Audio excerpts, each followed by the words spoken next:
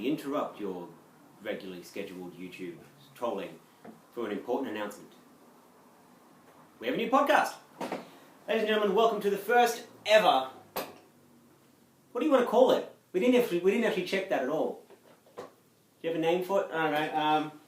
Hell, I don't know. Write in the comments, I suppose. Yeah, watch this and then decide what we're going to call it. This is our podcast done by Aaron, who you will meet shortly, where he wants to just have a couple of interviews and help you guys get to know us, people like us, people interested in theatre, the arts, anything really, and just make sure that you guys have some kind of connection with us, and if we have some interesting information for you or tidbits or tips of information you can use, then we can pass it along to you.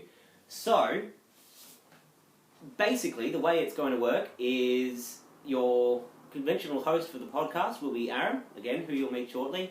I'm just here to make sure that he gets introduced and that everything kind of goes according to plan. Once we bring him on, we'll ask a series of questions about pretty much anything. Experience with theatre, experience in whatever field it is that you're interested in, and we'll get to know that person a little bit better, get to know a bit about their experiences in their field, get to know a bit about who they've worked with, who they haven't worked with, and where they want to go, all sorts of just bits of trivia about their chosen medium.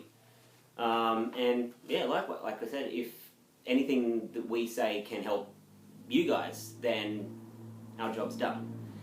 So, without any further ado, let's get this underway and make sure that you guys know who your regular host is going to be. So, Aaron, come and take a seat. Yeah, round of applause. Woo! Greetings. Greetings. Product placement? No. If only it was in Queensland. If only it was in Queensland. Oh! Hey! Wow, okay, we're off to a flying start. This is fantastic. Right. Cool. My beer just ejaculated all over me. This is wonderful. This is now an R-rated podcast. Children, try this at home. Well, I've got no words. Nah.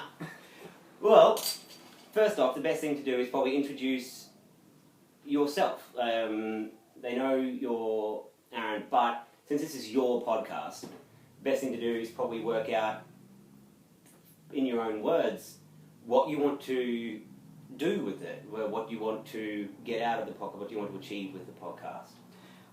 With the podcast, what I would like to do, and I've been thinking about it for a fair while, is I want to be able to have a place where people from the local area, so mainly from Ipswich and Brisbane, can talk about their experiences, how they got to where they are, what they're doing, like what works for them, what doesn't work for them. It'll be more or less just talking about, how podcasts go, really. You talk about anything. Yeah, and it'll be basically, I'll have a bunch of people on from all different aspects, and they'll be talking about probably what they're doing at this point, and we'll be happily advertising whatever is on in the local area, and how they got to their spots for anybody else who's interested in getting into, and how to contact these people. And yeah, it's basically what I want to do with the podcast. It's just something different and something a lot of fun. And I've always been toying with the idea for a fair while, and so I thought it's about time to put it into play. What got you into the idea? I mean, you said you've been toying with the idea of doing a podcast for a while. What was it that made you want to try this sort of thing, try this selected medium?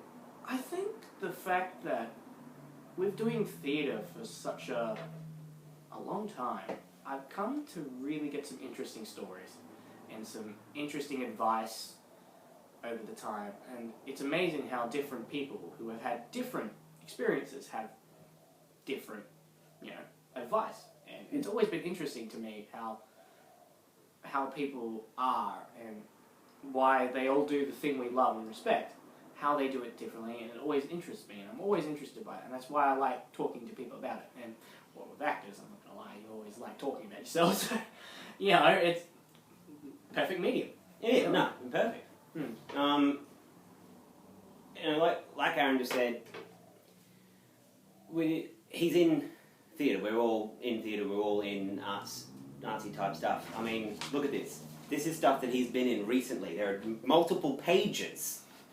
This is, you know, well, they'll probably slowly disintegrate because of all the liquid that's on them. Yeast infection. I gave the paper a yeast infection.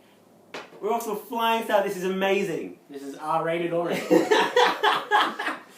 But yeah, so really what you want is a bit of fun, a bit of interesting stories or bits of advice or anything just to expose it a bit more. Or the thing is that I've been doing this for, that dossier proves, I've been doing it for quite some time. And it's interesting, more or less, how you've watched, like, I've known you for pretty much since the get-go, and it's interesting watching people grow and watching all of these things. And I think I'm really excited just talking about stuff, strangely enough. And I just like, you know, I'm always a person that I always like to go back and go, okay, what was good about the show? What wasn't? And, you know, I don't hold back on things, you know, I'll talk about things and, you know, and that's the fun thing that's going to be about the podcast, is they're going to be uncensored and unedited, so it's like, you might get to hear some fun, interesting things, and... Like me, swearing about spilling it, see? Yeah, you know. Good times. Good times exactly. had by everyone. Yeah. Probably you, hopefully. Well, I hope so. I mean, it's on the internet now, so, well, it will be. So that there's not much we can do about it. Jason? So yeah, it'll be different each time. It won't be more or less one-on-one. It will be whoever I get particular points. It will be more different things. Probably won't be the same venues. It'll be all different sorts, really. I really want to reach out to all the different art establishments in the areas and really talk to different people that some people might just not know of. Yeah. As simple as that. And just, you know, so everybody gets to know everyone, and it makes more tight and community-based, which I really like. And I'm really, really wishing that's what comes out of it. I mean, because you and I both started in community-based theatre stuff. We got that taste of it through just little tiny groups that were set up around the area that we both ended up in. And from there, things just kind of naturally evolved. Or really, we ended up doing piles and piles of different stuff. And looking at the lists of stuff, you can see this almost natural evolution as we did what that group would let us do, and then went, it's not challenging enough. Let's go bigger. Let's go different. Or let's play the thing we haven't played before. Or do, and that natural set of goals that you apply to yourself. And so before we get into the specifics of what you've done and how you've done it and what you enjoyed and everything about it, how do you view the medium that we work in? The simple fact that we do theatre, we perform all over the place. At its base level, what is acting to you? What does it do? What does it give you? For me, when acting is more or less conveying a message for someone else. You are being someone else, and you're basically conveying a message. Nearly every character has some underlying message or something. There's always subtext. And it's something I really enjoy about acting is being able to entertain an audience and be able to, without them necessarily always realizing, giving them a message. And that's more or less lately more the things that I'm drawn to or I do. And that's what I feel at the moment. Like, acting is, well, you know, there's all the basics of it. You know, acting is reacting, but when you get down to it, the reason why most people do acting is not only do you get a kick out of it, but you're able to be someone else and convey a message. And that's what I feel with it anyway. Yeah, and that's fair enough. I mean, doesn't necessarily mean it's right or wrong. It's just how I feel. exactly. I mean, that's the beauty of it. That's the wonderful thing about doing what we do is that there is no right or wrong. Well, there is a right and a wrong because it's what your director says. Exactly. Bringing you to the second point, because you're not just an actor, you are a director.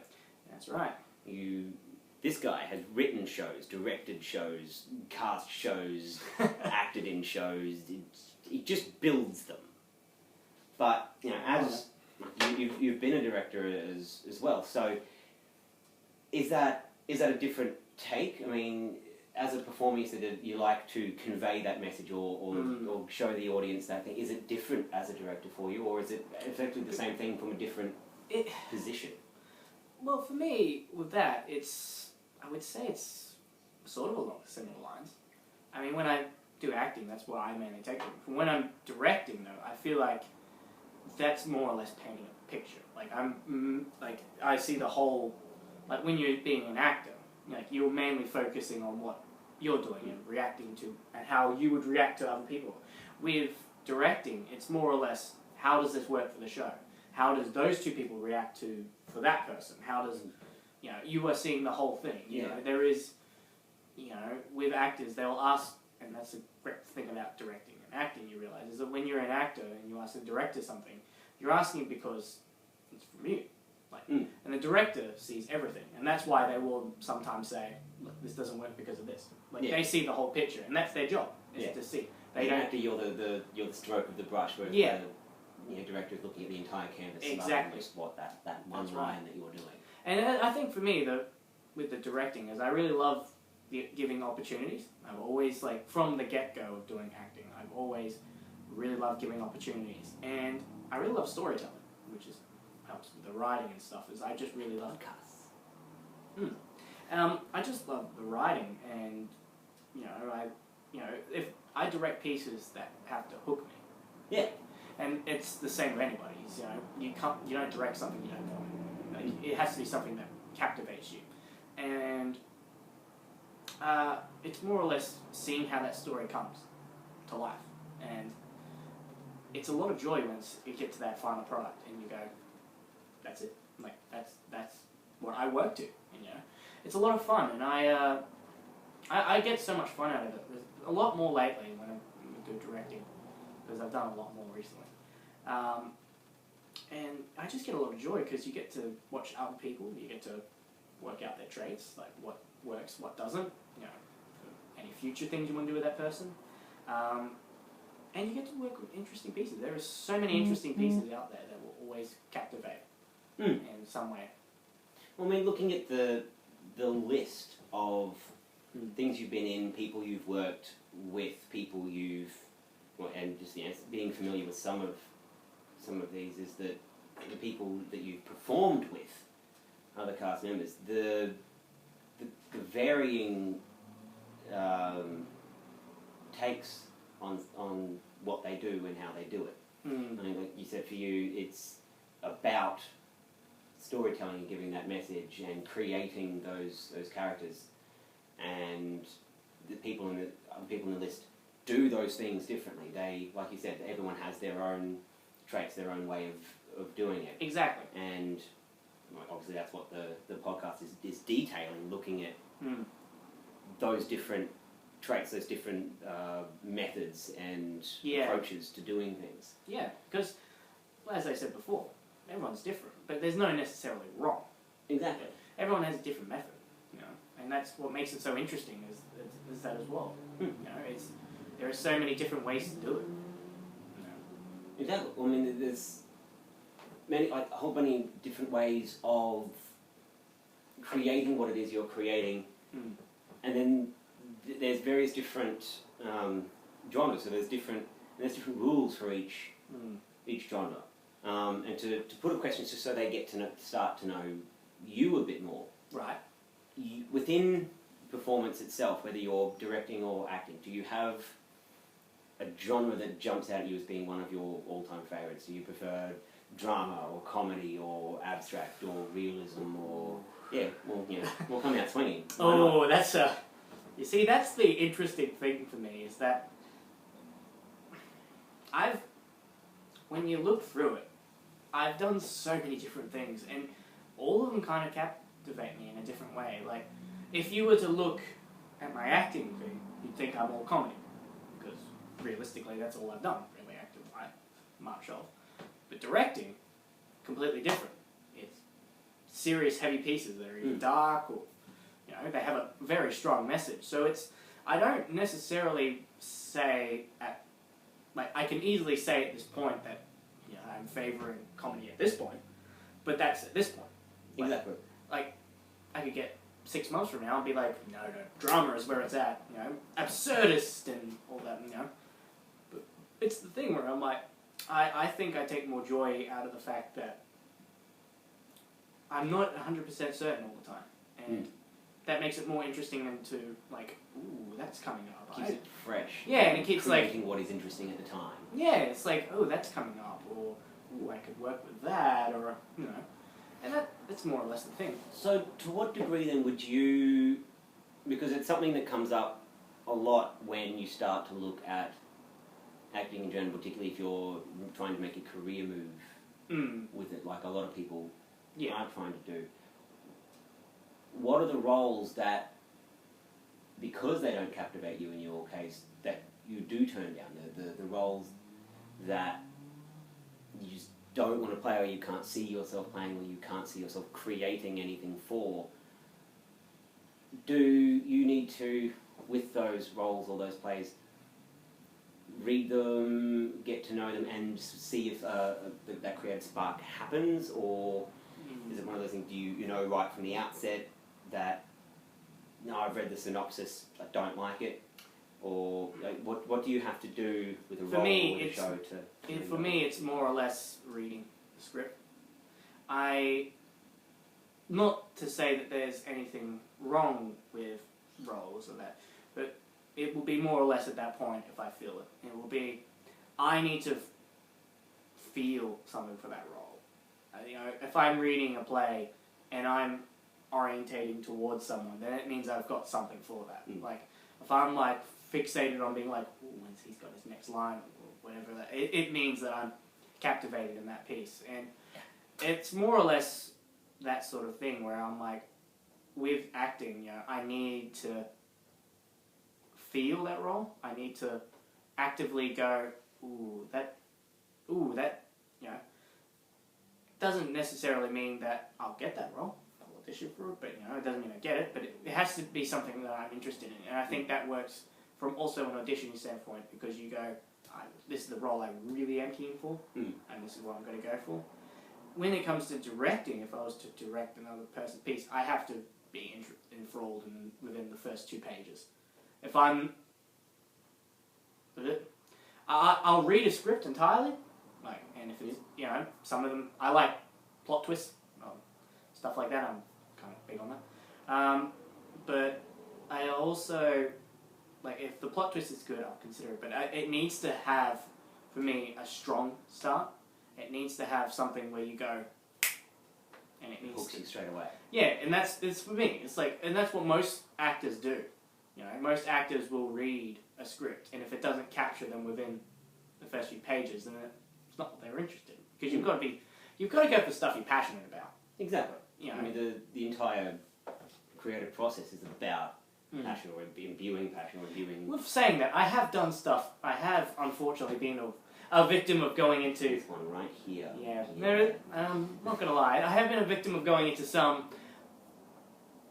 Not really. And I've learned from that. And I mean, I give praise to anybody that's like, I'll just audition for the sake of audition. That's great for them, you know. But for me... Still nothing wrong with experience. No, exactly. But for me, it's just like, I've got to feel passionate these days about it. It's got to be something that hooks me. And it's got to be, you know, something that captivates my interest. Or if I'm writing a piece, it has to be something that I really want to write about. It has to be something that hooks me. Now, I can't just be like, oh, I'm going to write a Victorian piece just for the sake of it. No, I've got to genuinely have an idea, and I've got to genuinely be like, I want to write this, I want to get this down, I want to make this happen. And it's basically me, is I've just got this creative drive to always find stuff I want to do, and it makes it more fun than the fact that I never fully know what I want to do until, well, I mean, until you're in it. until that point where I'm like, I want to do this now. Until you're just like in that moment. And the thing that helps me with that is movies. You know, movies, reading things. You know, it'll change me into a different thing. I'll watch a great movie and I'll be like, I want to do that. I mean, just like the characters that you're playing are different each and every time. Each time you go into a show, you're that little bit different. Yeah. Speaking of, while we're on the topic, because there are a lot of different characters on this list. There are a lot of, you know, even though you've said for the most part the shows you've performed in have been comedies or you've been in a comedic role, there's still a lot of variation between those characters. They're not all just the... No, and that's the thing that I think... throwaway funny guy. That's the thing that makes me interested still doing that, because they're not... I can see they're not the exact same. All the same. They are vastly They different. have some traits, but they're not the exact same. You can't say a doctor and a policeman's the same person. Exactly. I mean, and so within this list, where there's a whole bunch of different characters, what is the process that you utilise? You found this script that captivates you. You found a character that captivates you, and you've successfully auditioned. You've gotten this role, and now it's on you. You're going to make it your own. What do you do? How do you create what actors are known to do? Like the be all and end all of our sort of thing is creating a person, bringing this thing to life. We might have more or less rules or more or less confines on that character, but we create them. So how do you go about doing that? What is your process for creating a character? Well, if I get cast in a role, more or less, I will focus. If I did audition for it, there are some that I've gotten an audition.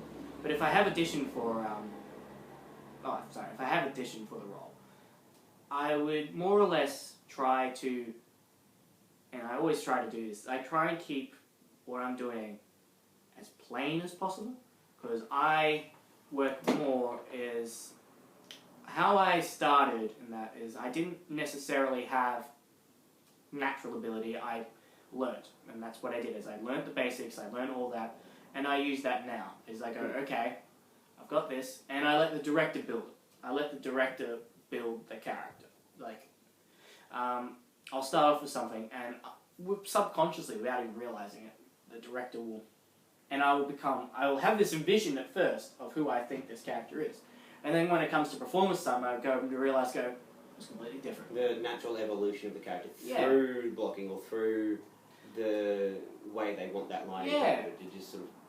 Yeah, and it will be more of those things. It's like, why did they want me to say that line like that? Oh, right, that makes sense, you know. And it's all that sort of thing where it's like, I ask a lot of questions with that, where it's like, why did they want me moving there? Why did they have me saying the line lower there? And, you know, and it helps build your character, because that's how we pick out people, basically. That's how you judge people, you know. Why did they say that like that? You know, it's like, well, it must be an asshole. You know, so it's saying, it's like, why is that person standing like that? Clearly a dick, you know. And that's basically it, you know. That's how we work as a humans as well. Is that we see things and we go, that's the question. You're like, well, how does that work? Yeah, exactly. And I'm all about those questions, and that's what I was doing. And I'm sort of the same with directing, you know, where it's like, why did, like, with the actors, like, I kind of do the same thing, where I like to build them up, but then I'll watch them do their performance, like, why did they do that? Naturally something in there that they wanted to do. Why? And then I realise that, and then we'll add it into the show, or not, and it's more or less that thing. And, well, that's basically it, is I just build the character around it. And I interact with the other cast members. Yeah, you let the ensemble and the natural evolution of the show itself give you more rules and more stringent molds for the character. So, with that said,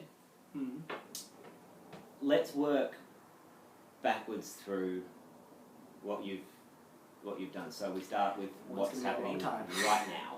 All right. So at the moment you're in 2 different shows, all touring around the festival. So, what is the festival? What are you in? And tell us about those. Yes. Southeast Queensland One Act Play Festival.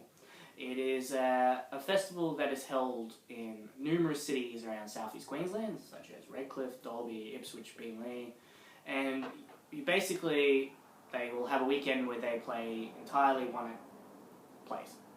And a lot of people like to tour them around, and they're all very close to each other, so it's the One Act Play Festival.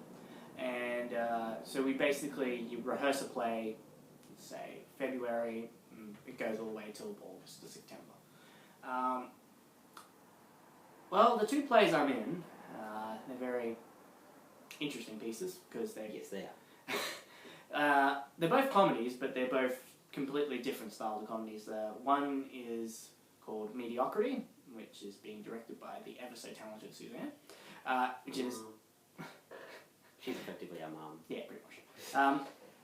It is an absurdist comedy, and it basically, the best way I could try to put it is it's about a man coming to terms with his illness that he finds out he has in a unique way. That was remarkably vague. That was brilliantly vague. So it gives nothing away. That was perfect. That was kind of because you're interested now, aren't you? You're sitting there going, he's got an illness in a weird way. How do you get an illness in a weird way? Did he throttle a chicken and catch herpes from it or something? But that was brilliant. Yeah, that's totally what I do. Yeah, no, it's no joke. It's full on chicken. It's a whole thing. Read it. Yeah. And the other one I'm in is written by a local playwright. Local being Australia, I don't think he's in Queensland. I think he's in Sydney. Being Hugh O'Brien, who in the play is called Love and Other Flushes, which is a one act basically about marriage counselling and how one of the characters gets in a divorce 10 minutes before the actual counselling is meant to happen, and a plumber who manages just to be there gets rocked in to be helping out with this marriage counselling. And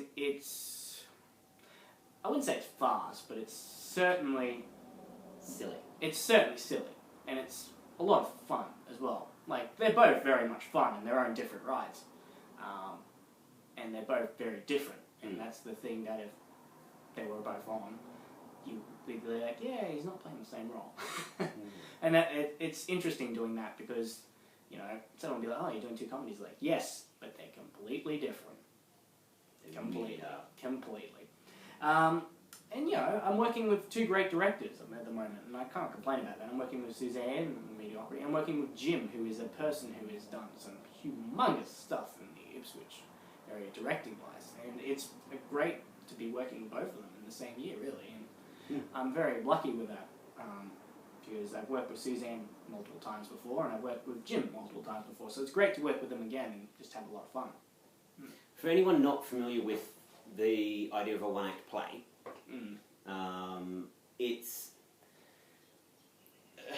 the rules are a little bit shady because people break them all of the time. I'm looking at you, Mark. If you followed the rules of one-act plays down to the letter, your plays would be boring. So don't do it. But I'm still looking at you. It's no longer than around about 50 minutes. No interval, no break, no anything. It's a sit down. Everything has to be entirely contained. The story has to have its beginning, middle, and end. Within that 50 minutes, characters have to completely evolve, and we see everything that happens to them, instead of having that interval or intermission where they've arrived at this big thing, and then we come in a day or so later after interval, and they've processed all of that information.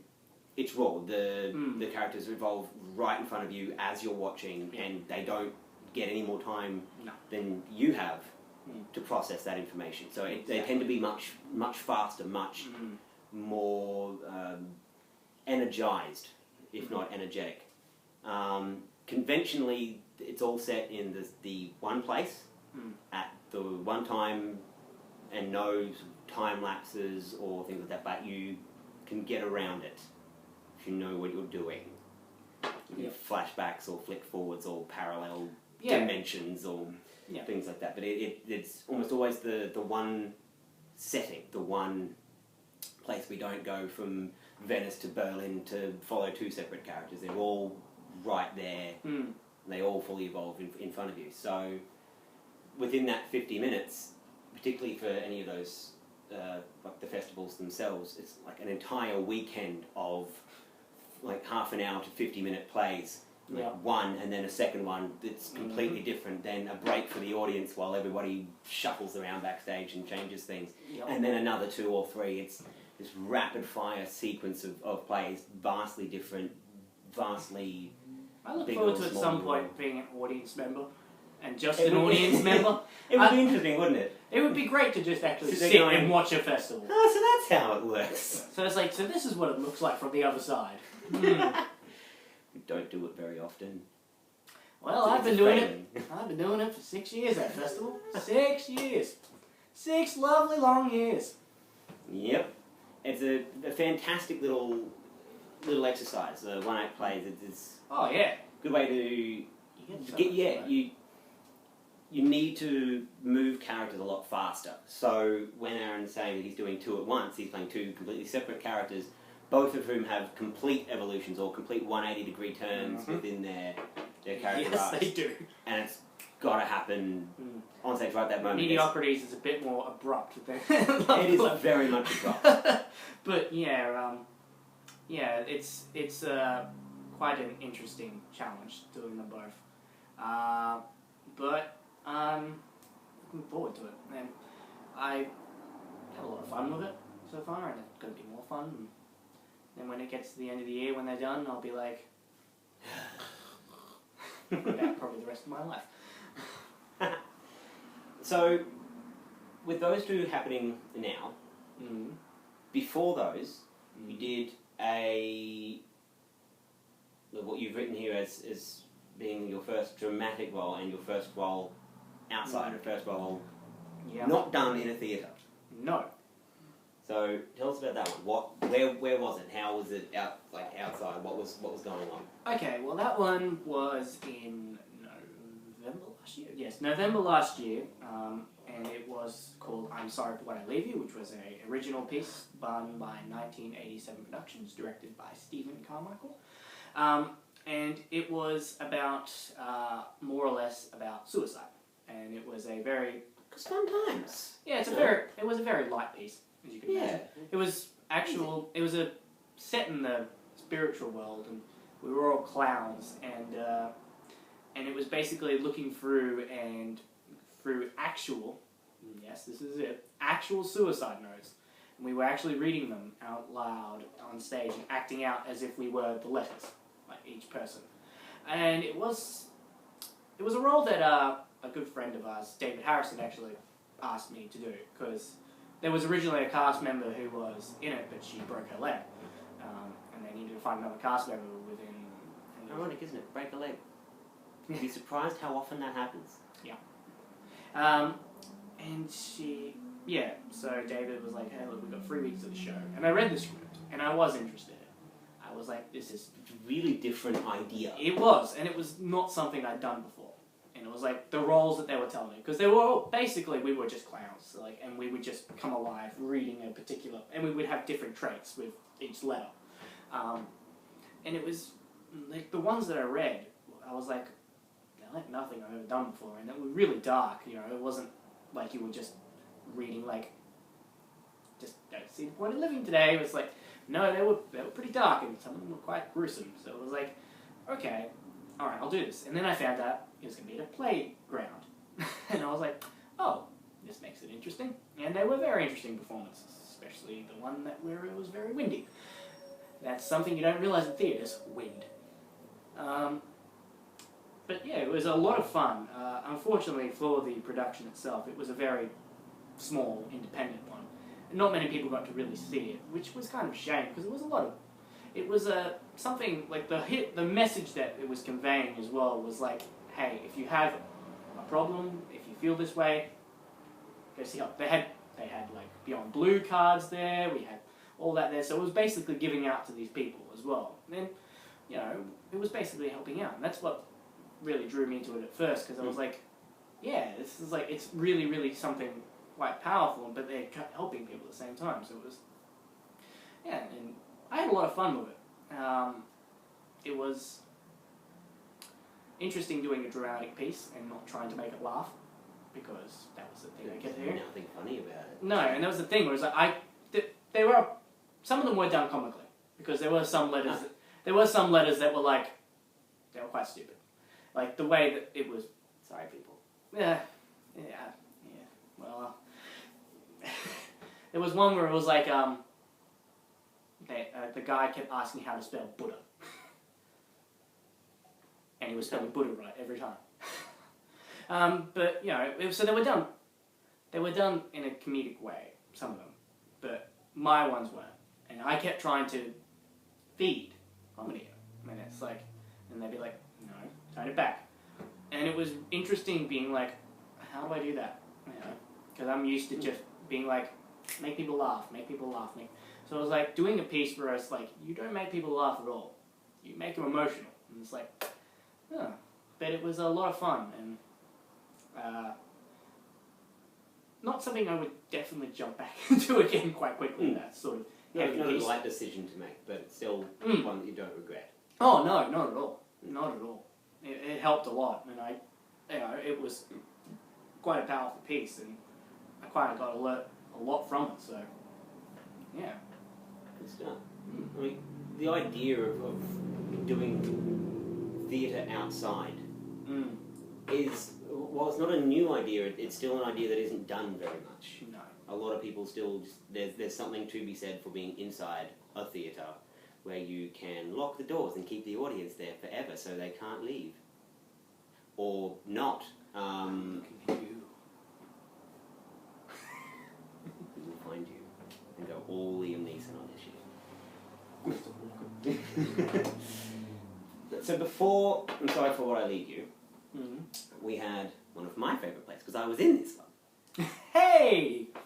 The first piece that you wrote, the first piece that you had written down, handed out, finalised, published, and decided to go and direct and make this Big piece. step, that one. That one, yeah, that was huge. So tell us about Hell.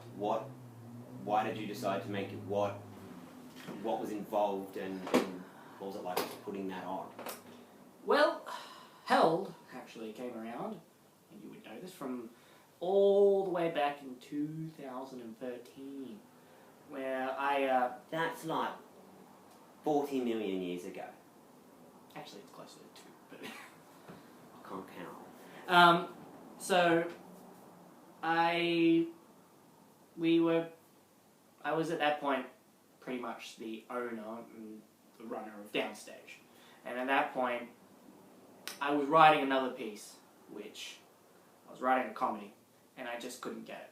Like, it didn't seem to, like, the ideas were there, and they were... Didn't mesh, didn't gel. No, it just didn't, and it's, like, I've gone back to it a couple of times, but it just, there's something that I just can't quite figure out about the piece. And it's like, and it's kind of quintessential with this comedy that I know that, because it's a comedy about sex, so, you know, you kind of have to make sure something in there makes sense. And... You would hope it makes sense. Well, yeah. Frequently doesn't. Weird. So I went, okay, I need to come up with this whole new entire thing then. And that's where basically Help It came from, because I was just in desperation to do something. So I wrote it, and I had Kyle over and another friend of ours, Cody, over to have a read through, and we were going to be like, okay, we'll do it this year. So it just was like something was out. And then it was more or less, more and more, like, the more people, they were like, kind of needs a bit of workshopping. And then when I re-looked at it, I was like, yeah, it kind of needs reworking. Like, it had the main ideas, what I wanted, but it was like, it could be conveyed better, it could be longer, And so I basically, at that time, Courtney, who was another friend of ours, came up and said, hey, I'd like to direct Brush Yourself Off and Move On with your company. Mm-hmm. And I was like, that's fine, please do. That way there's actually something on with my company. So I was like, yay! And that put the stress off that. So I was like, I put that on the back burner for a bit. And then I just sat down and I started writing more. And I was like, okay, well, how will these characters work? Because it's, well, I could talk about it, it's my own play. Held is about a hostage situation, basically. A guy in his mid-20s named George is being taken captive by Andrew, who was played by Carl, who is a goth, basically. That's the best way to do it. But he's he's planned out this entire situation, and he wants to do a whole power play with George. He's got this thing where he's like, I'm not allowed to be violent with George, I'm going to get in his brain. I'm going to get this guy through his brain. And it's well, I like to think about it sort of as a thriller, really, because it was kind of like the twists and turns that it got you, and the end that you had. It got bumpy, it got... Yeah, and you were like, where's it going to go now? All the characters were kind of like, you couldn't figure out what they... Like, you were like, you didn't know who was in power at that point, and it was nothing I've ever written before, let alone seen in quite a bit. It was like, I wanted to do something different, so I put that together. So anyway, I finished writing it, and then I've done some more readings with it, did a little bit more, and then was like, I think I'm ready to put this on.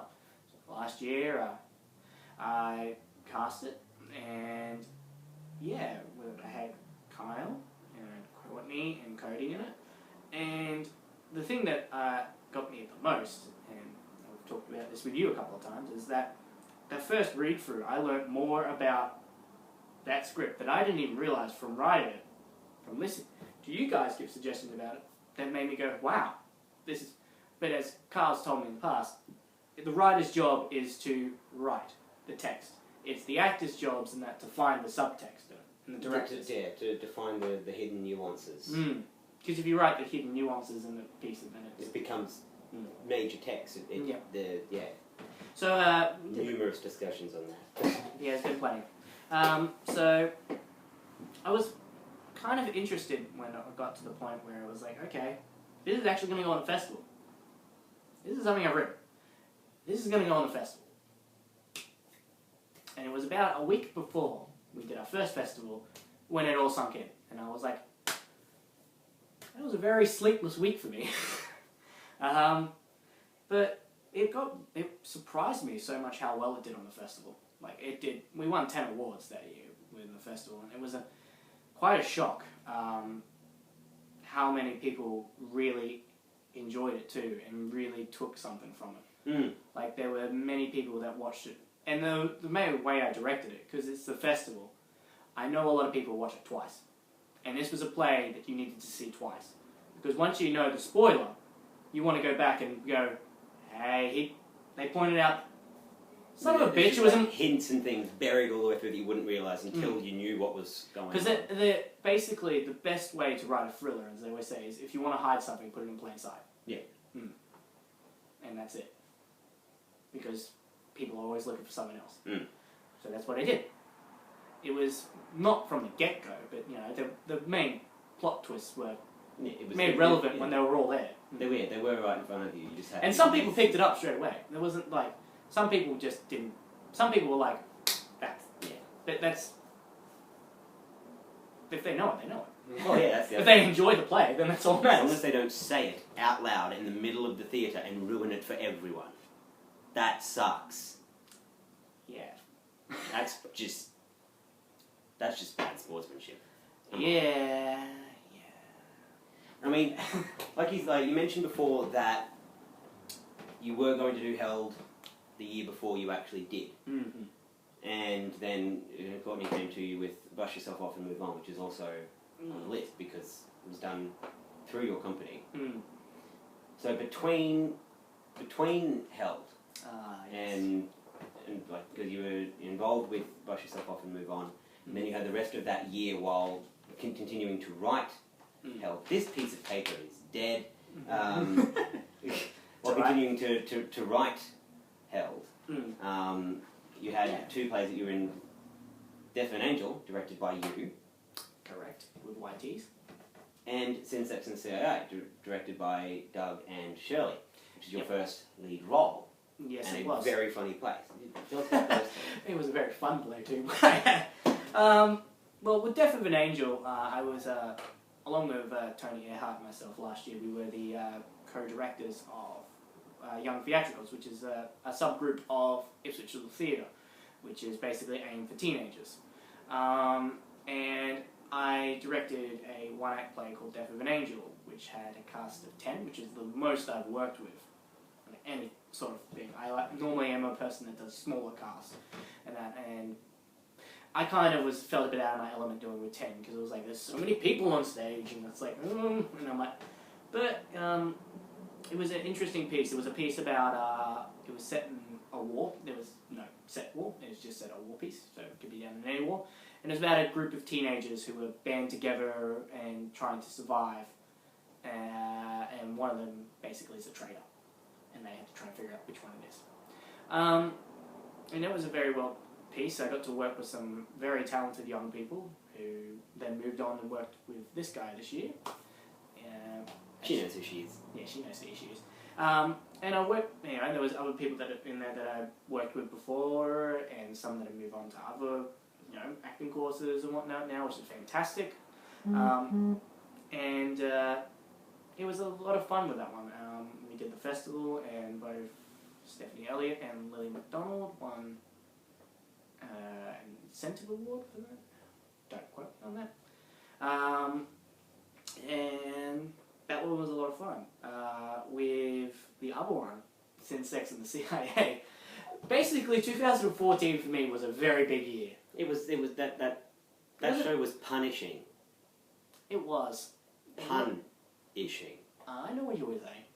They probably didn't. I had a lot of puns. It, but it was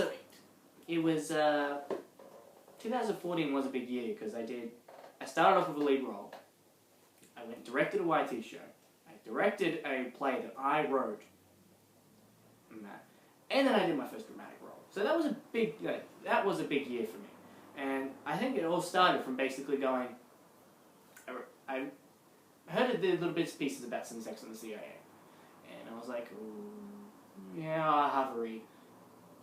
Funniest script I read, for a bit. It was just the character that I played, Luke James. He was just incompetent CIA, get smart sort of style character. And just everything that happened to him, and just everything that happened in the play, sexually orientated, was just hilarious. It was just one of those farces where it's just like, I just laughed, and I had a fantastic cast with it as well, and with Lauren and Shane and Tony and Paul and Rebecca, I named them all, I think. And we all he's missed you right in. Make him feel bad. I won't care. And it was a lot of fun, being able to work with all those guys, because we took it seriously, but we had a lot of fun with it at the same time. Like, Lauren is Lauren Roach, who's playing Mary Poppins at the moment. Yes, she is. She is one of the funniest people that I've worked with. Just what she does with that comedy was just hilarious. She started the penguin walk that she did from the first rehearsal, and we all wet ourselves from it. It was just hilarious. She is quite a talented woman, that one, and she is. I just can't wait to see her as Mary Poppins, to be honest with you. It's going to be fantastic. Yeah, all of the promo shots look great, so check that one out if you are. Ipswich Musical Theatre Company's Mary Poppins. Yep. Be sure to check it out. Sponsorship! We'll probably put a link to the website or something. Yeah, whenever we talk about stuff, there'll be links in the comments for it, so. There you go. No excuse now. Yeah, exactly. You have no excuse. You have to go and see Lauren be practically perfect in every way. Yeah, she is practically perfect. So, yeah, and then working with Shane Mallory on stage. Yeah, I loved his role. We played a reverend, and we basically decided that at the end of closing night, we should have gave him a hand, because that's how his performance was. It was, yeah.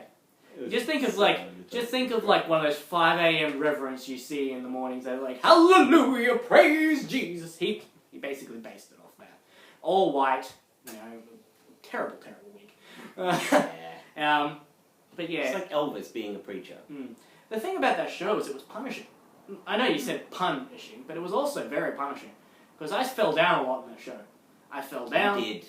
I fell down a lot. I ran around. Fell into things, into cupboards. Exactly. I fell out buckets windows. And brooms and... Yeah, it was a very punishing role.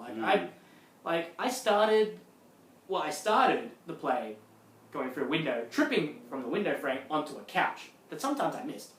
So, I was at a bit of pain for that show. And break your leg. This stuff happens. It does. Things go wrong.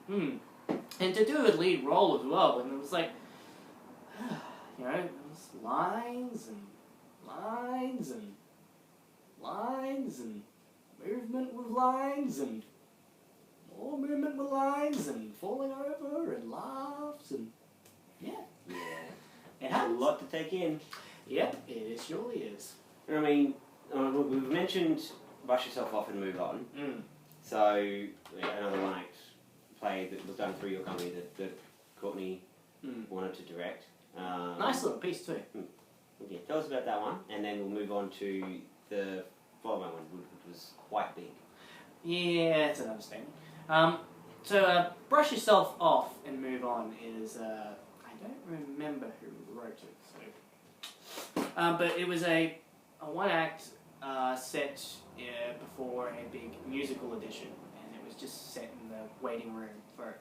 And it was about a girl who was, it was her first time auditioning and she was very nervous about it, and basically this other girl is basically chastising her and being like, you aren't going to do it, you look terrible, I'm a famous actress who's done all of these things. And then there's a male dancer there as well who is basically, the nicest person you can find with him. He opens up to her, he's been like, hey, this is pretty cool. And it's basically helping her try to get to her audition. It was a nice little piece, and I quite enjoyed, I played a little role in it. I played a director, which was I just walked on twice and just said someone's name and said, you're up. Nothing wrong with it. I got to tour around the festival and watch those guys do it and talk to people, and it was nice to have a bit more of a less role, considering what else I was doing at that point, which you were about to bring up, which was quite big. And yeah, it was a lot of fun, that one, and I had a lot of fun doing something light. Sometimes, especially on the festival, there doesn't seem to be much light. It seems to be a lot heavy, and it's nice to have just this little cute piece that popped up. Well, yeah, it was one of these. While it had its moments where the tension would build, or you had this problem or a circumstance that needed solving, it never got to life or death trade-off. It was just nice. It was just light-hearted. It's like, something's gone wrong. Yeah, will she audition? Or won't she audition? Yeah, oh dear. Yeah. You feel for her, but Yeah, it's like. It's not like, oh no, this person just lost their life. Everything's gone to shit. Whatever shall we do? We shall tear our hair out in frustration. We're just kind of like, well, she'll do it or she'll go home. Yeah, pretty much. And it was lighthearted, and it ended on a wonderful note. Spoiler: she did audition. Oh, you had to ruin it. I'm sorry. Watch it anyway. You knew what was happening in the Avengers. You all still watched it. Oi! Whoa! Hey, the chair's gone. Chair just broke. Yeah. See? Live. Things happen. My chair. Oh, that was your downstage theatre chair. We were about to get to that. No. We were. Do you want to continue to sit in it, or do you want to get a new chair? I can sit. There are chunks of wood falling off the back of it. I would... Small shards of I'll let Kyle continue for this moment. Yeah, that kind of did not work very well. Ow. Look at this, right? That just exploded out of the back of the chair. downstage chair. See, we're talking about him, and just the head gets bigger, and Oh, gee, too much weight, and you know. Yeah, I'm the greatest guy who ever lived. Just keep that in mind. Quote unquote. Take that, God. He did. Well, we just throw these out now because it doesn't really matter what we. Look, a perfectly structured chair. Just wait for any moment to collapse after that line. I have to. Yeah, good, right. Felt like the king of My saying. butt hurts. I can imagine you fell through a chair. Yeah. It's not something that one does lightly. No. Right, so from Brush Yourself Off and Move On, we move back to the beginning of 2013. It was 2013. 2013. There's no years on here. So No. It was 2013. But, yep, 2013. Probably a very big, if not big roles, then big production. In terms of sheer number of people, length and involved, how involved the script was, how involved all of the characters were, and how we fit 3 or 4 different places on one reasonably smallish stage. It's not a convention centre. It was quite a small stage, and it happened. So, directed by Shane, who you had worked with in Sex and CIA, or were about to work with on stage, and have worked with earlier, I believe. Yeah. No, that was the. That was it. That was the first time. I mean, there was the slight interaction with voices when you guys did Ed, but before that, I really had being in the same. I really didn't. I really didn't have much interaction with Shane before A Few Good Men. So yeah, there you go. A Few Good Men. Tell us about that one. Well, tell them because I was there. I know. Oh well, I hope you were there. You were the lead. I was there occasionally. Yeah. So A Few Good Men was a big jump for Ipswich Little Theatre. Basically, this was based on the film. Jack Nicholson, Tom Cruise, Kevin Pollak, and he played Tom Cruise. And it was basically for that one. I remember when I found out about it. I just finished doing a festival for Cut. Yeah, we just finished doing the final Breese. Yeah, because you had. Because we're working backwards. This is the whole thing. So yeah, I was doing. Cut Amigos and then Novel Club and then A Few Good Men. It was I was directing Cut, and I remember it was after Breese that it was the announcement for the next season of ILT come through, and I had no idea. I didn't know any plays that were on, and I remember reading that and was like, I want to do that. I knew the movie. I was just like that one. That I want to do that. Yep. And there's a crazy story behind when I went to audition for A Few Good Men, because I think you remember this. I was in Sydney at the point because I went from show to show. In between, I had a holiday in between assistant directing Amigos with Courtney. We went and saw Adam's Family Musical in Sydney. It was great. And, we're coming back on the Monday, and we were meant to be leaving at 1? I think it was. Oh no, it was later, it was 4. It was almost like you were asking Courtney. Almost like you were questioning Courtney, and I don't think she can shout loud enough for you to hear her. She probably could, but not through this. Not through that, and she's watching from the future, so... Ah, well there's your problem. So, anyway, we're about to go to the airport, and Courtney gets a text message from them saying, oh, the flight's going to be delayed. We can't get you on until 6. And I was like, I want to audition for this so bad. So I remember I was freaking out, and I rang Shane, and I was like, look, I'm not going to be able to make it that time, but I will be able to make it through the rehearsal if everything goes, the audition if everything goes smoothly. And he's like, okay, thank you for letting me know. And anyway, we're flying, and the whole time we're on that plane, I'm not thinking about anything else He's but... cramming little bits and pieces, and cramming lines and things. I'm not thinking about anything else but actually getting to that theatre. I don't give a shit about anything else. Became part Wile E. Coyote. Pretty much, like, once we landed in Brisbane, like, I specifically remember getting up once we landed, like, before the seatbelt sign was even off, grabbing my shit and leaving. And, you know, Courtney had to pretty much catch up to me. And we were so lucky that the bags were, like, by the time we ran it, the bags were there. So we were, like, 10 minutes. We were off that plane in a car, and we were heading there. And I remember I got there, and I had all my luggage with me. I hadn't been home. I went straight from the airport there, so I had all my luggage. I've walked in halfway, and they've just finished doing the audition. They're actually out the back deliberating on who they're going to actually have. And I come in, and I'm walking on, and I see all this line of men just down there, and I'm like, well, this is, hi, hello, and I walk into the other room, and I auditioned, and, well, I got a part, you know, and I was like, woo, you know.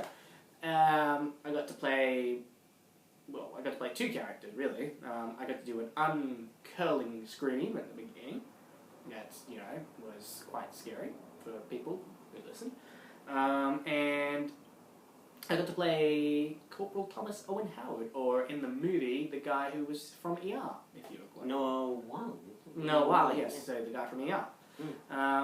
And that was a lot of fun. You know, it wasn't necessarily big roles in that, but it was a lot of fun nevertheless to be in a film. Because everyone brought their A game. It was just a huge ensemble. It was a huge...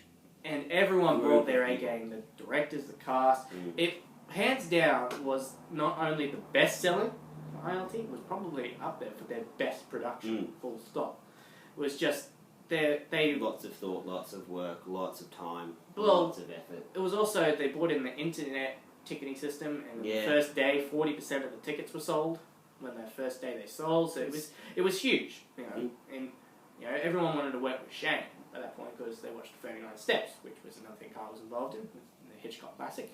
And you know, people that watched that were like, I want to work with him. He knows what he's doing. And that, yeah, it was an experience, and like it's an experience that I will hold dear for a very long time because it was fantastic. You know? No, absolutely. It was a huge ensemble and very different from the stuff that either of us had been in before. Oh yeah, exactly. Before that, I never would have thought I would have been in anything with that name to it too. Scope and that pre-existing prestige. Exactly. Because before it was a movie, it was a huge Broadway play. Yeah. It was like it was done all up and down New York before it was even thought about being a movie. Written by the same person who did The Newsroom. For those of you who... Aaron Sorkin, he's the man. Great writer, fantastic. Amen. He's one of my favourites.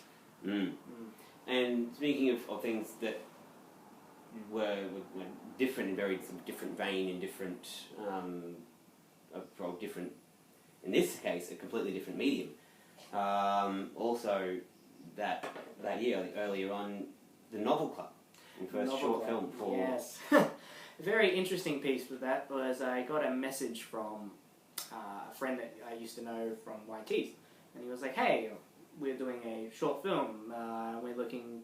It was just a uni assessment, basically. They needed actors for it, and I went, oh, alright. And it was a very interesting concept, and I was wishing that they did more of it, really. It could have been done more, like, not the script itself, but I mean, like, it could have been made into a mini-series, it could have been made into something like that. It was a very interesting premise about these people who went to university, and they all meet up in a library, and they talk about it. And they basically come up with all these evil schemes that they're going to do, like drug selling and all of that sort of things at the library, because no one's going to... Drugs are bad, okay. And it's basically that with them, it was because no one's going to pick them up from the library. You know?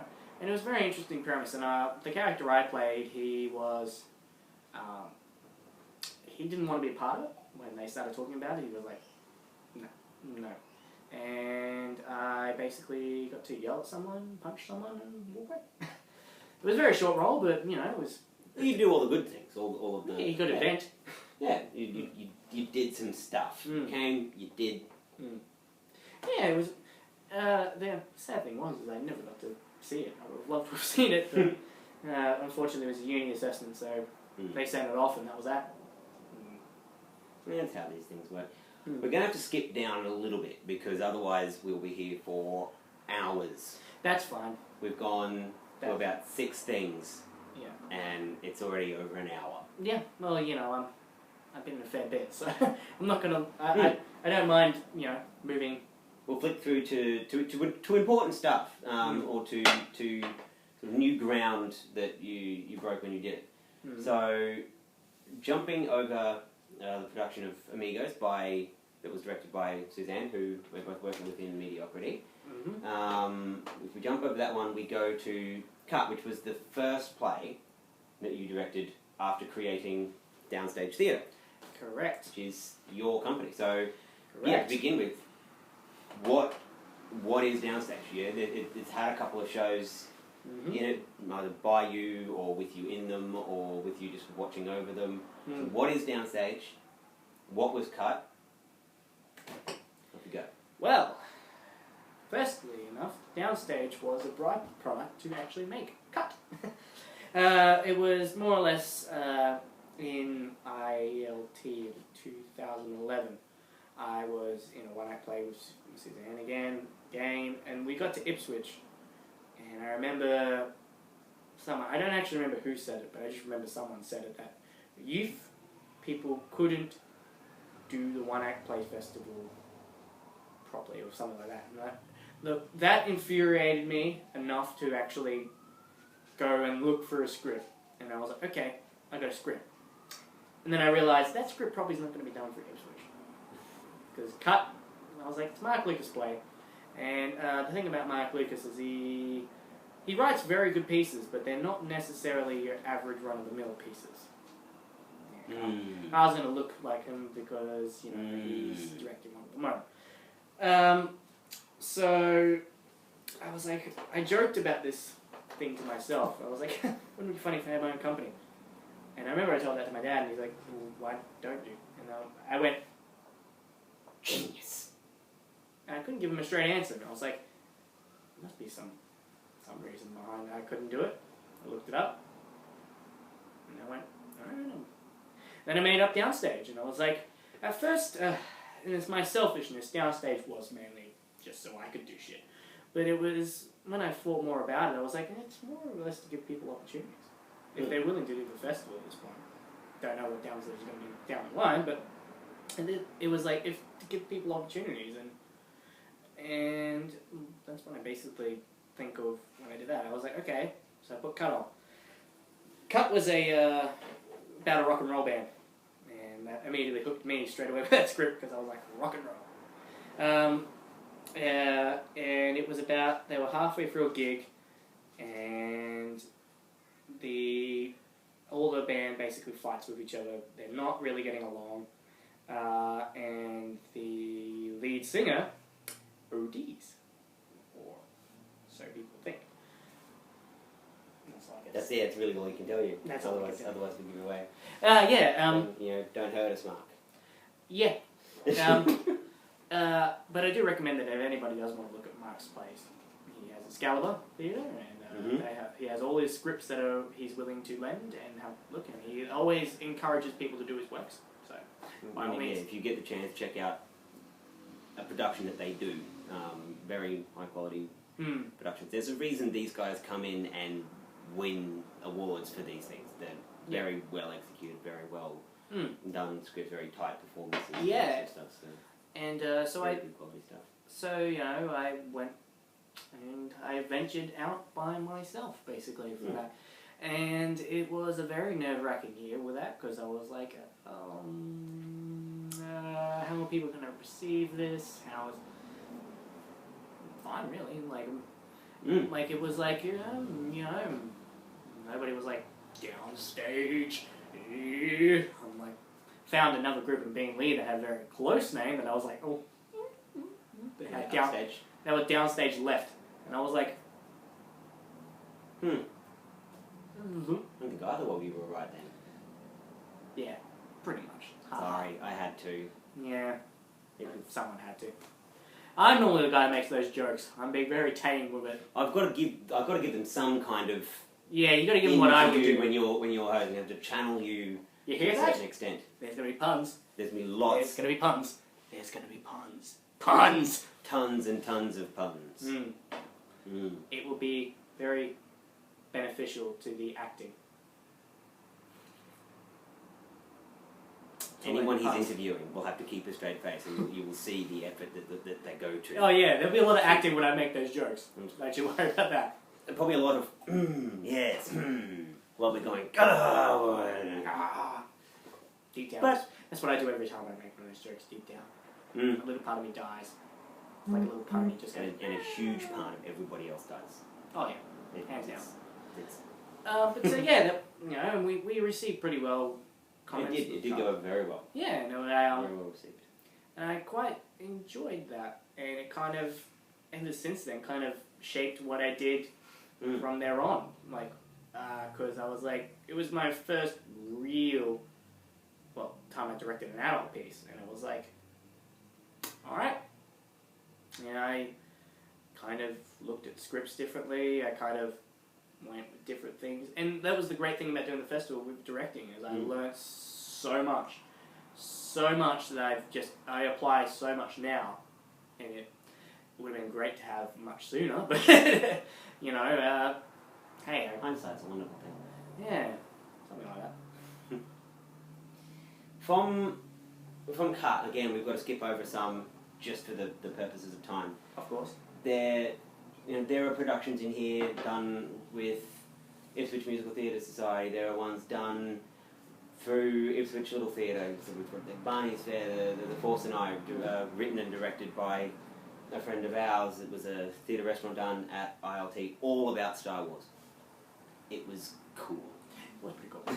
A game that you mentioned before, directed by Suzanne, another festival piece. Time and time again, a huge one done by Ian and Helen Paula at ILT, which you've marked as a special one as well, because the first time working backstage in production setting, on stage or in front of, trying to create your just the.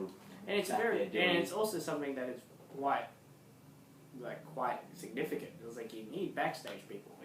You can't just expect the actors to do it all or something like that. It doesn't work like that. Never work with children, animals, or actors. But that's the thing. There's like you need stage managers, you need backstage hands, you need lighting and sound. You can't just.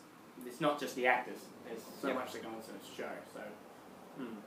So, is working backstage different in so much as you're not necessarily part of the process of creation, but you're an almost integral part of the process of execution.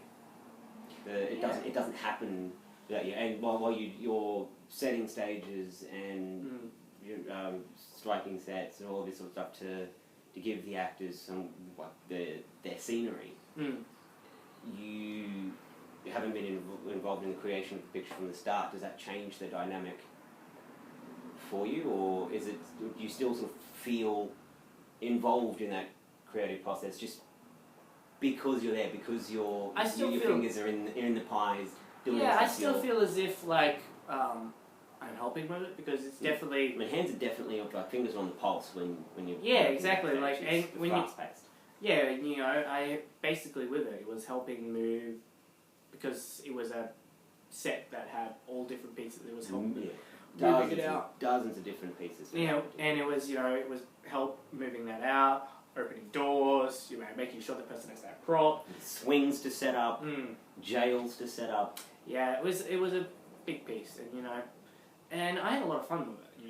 It was kind of fun to see that different aspect, because before then it was like only acting. Yeah. And it was interesting to see it from side and from another thing I learned from it. And all this stuff that I learned from it helps me now.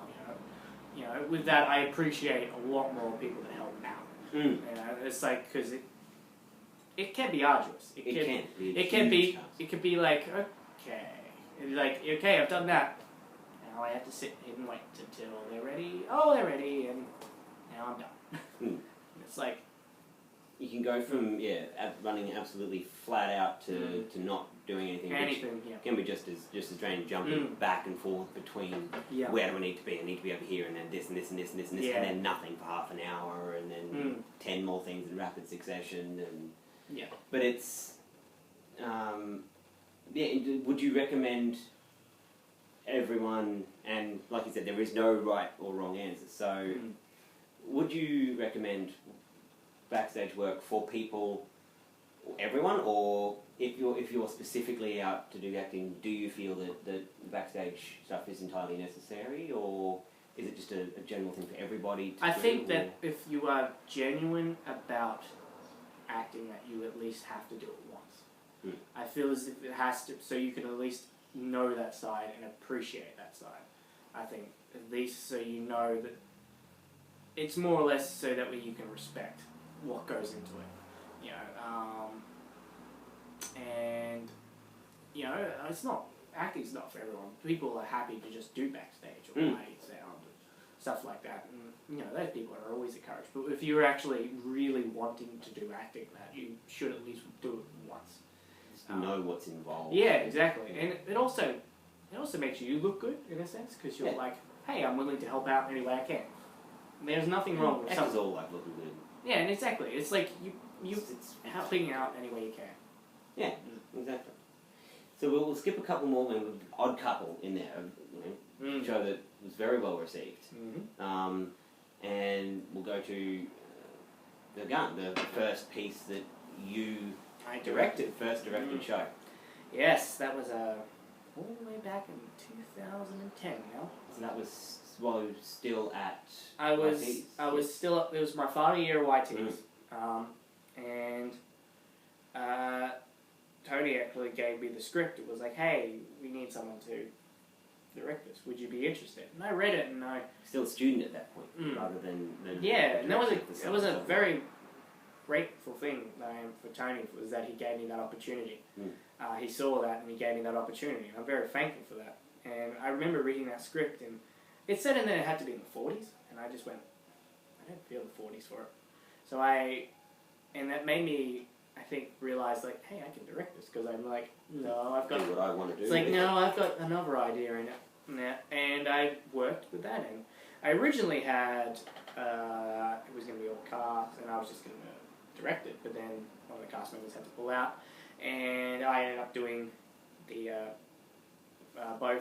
all the performances and the festival as well. And in that festival, we won Best Youth Play.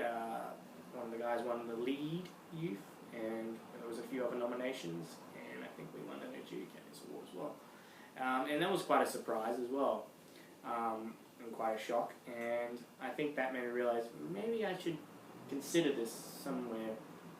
But I didn't attempt it for another 2 years because I wanted to do more acting realistically, and it wasn't.